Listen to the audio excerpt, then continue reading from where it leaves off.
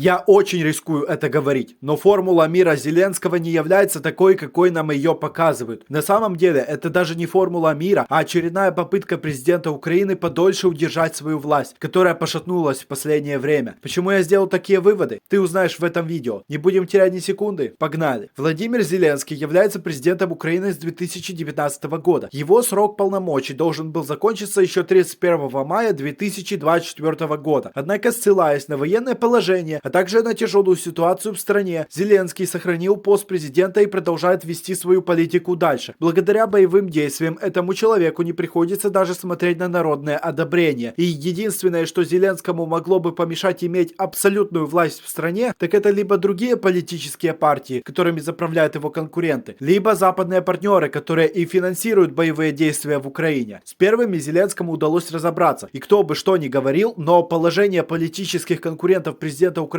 ухудшается с каждым днем. Однако разобраться со вторыми Зеленскому не так-то просто, особенно учитывая то, что западные партнеры фактически контролируют украинскую экономику, чем и вынуждают играть президента Украины по своим правилам. Если Зеленский перестанет играть по правилам западных стран, то эти страны могут запросто профинансировать оппозиционные силы в Украине и даже начать цветную революцию, итогом которой может стать свержение президента Украины Владимира Зеленского. И раз уж Зеленский ставит в приоритетах править страной как можно дольше и достичь поставленных перед собой задач, то ему надо как-то уговорить западных партнеров сделать действия, которые он хочет, обосновав все тем, что данное решение будет выгодно западным странам. И вот отсюда и возникает та самая новая формула мира Зеленского, которая по сути является торговым предложением Зеленского для западных стран. Он ведь буквально кричит: сделайте то, чего хочу я, и получите больше выгоды. Вот так вот, мой дорогой зритель. Даже если в этой формуле мира нет ничего нового, она все равно является важной составляющей устойчивости Зеленского на посту президента Украины. А если ты не веришь мне и считаешь, что формула мира Зеленского не является торговым предложением, то давай посмотрим глубже на формулу мира Зеленского, а именно на некоторые ее пункты, которые почему-то до конца так и не показали простому народу. Первый известный нам пункт — это обязательное вступление Украины в НАТО, несмотря на то, что это грозит войной между Россией и западными странами. Зеленский пытается выбить это условие у западных партнеров в первую очередь, потому что именно оно является главным обещанием в ходе этой войны. Украина уже несколько лет воюет с Россией как раз за возможность стать членом НАТО. И если украинский народ еще как-то может признать потерю территорий своих, если, конечно, Зеленский будет аргументировать войну с Россией как войну за независимость, то вот принять отказ от вступления Украины в НАТО украинский народ вряд ли сможет, так как Россия еще давно предлагала украинскому правительству начать мирные переговоры в городе Стамбул, на которых по сути и признала независимость украинского государства. Потому в случае, если Украина не вступит в НАТО, то получается, что Украина долгое время воевала с Россией ни за что. И все вопросы по этому поводу граждане Украины будут задавать непосредственно Зеленскому, как президенту Украины. Чтобы подобных вопросов не возникало, президенту Украины нужно добиться вступления Украины в НАТО любой ценой, что Зеленский, собственно, и пытается сделать. При этом, если Запад решится на такой шаг и выполнит это условие Зеленского, то, по сути, страны Запада признают законность правления Зеленского в Украине, а также дадут возможность Украине говорить с Западом на равных. И это сейчас не шутка, потому что теперь Украина станет полноправным членом Альянса, и голос Зеленского станет важным для стран НАТО. В противном же случае Владимир Зеленский может окончательно лишиться власти, словив гнев украинского народа. Однако, насколько возможно вступление Украины в НАТО, которое так необходимо Зеленскому? А оно, мой дорогой зритель, маловероятно, ибо вряд ли Запад согласится на подобные действия, так как вступление Украины в НАТО будет означать начало войны с Россией. Во-первых, между Россией и Украиной нет хорошо защищенных границ, на которых Россия могла бы чувствовать себя безопасно. А во-вторых, расстояние от украинской границы